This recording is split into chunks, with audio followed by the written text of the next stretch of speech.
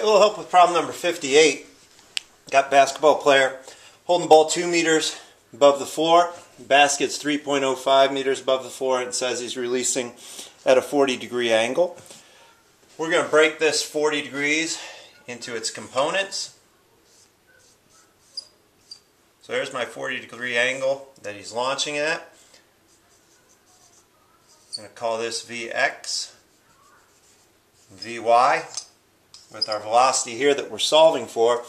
Vx is going to equal V cosine theta. Vy equals V sine theta.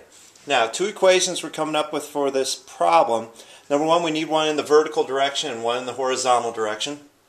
Our vertical equation, what I'm going to do is ignore the 2 meters and 3.05, and I'm going to pretend like this is ground level and just use a 1.05 distance here. So our equation in the vertical direction, simply that y equals v naught t plus 1/2 gt squared.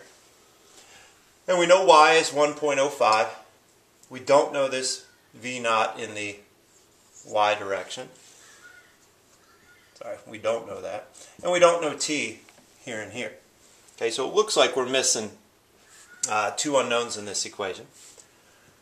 Second equation then becomes x, just the distance going across that we also know, equals v naught x times t.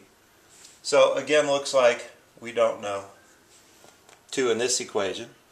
And it appears that the total v naught y, v naught x, and of course t everywhere, it appears we have 3 unknown variables. Okay, thing to keep in mind though is that v naught x and v naught y are both in terms of v.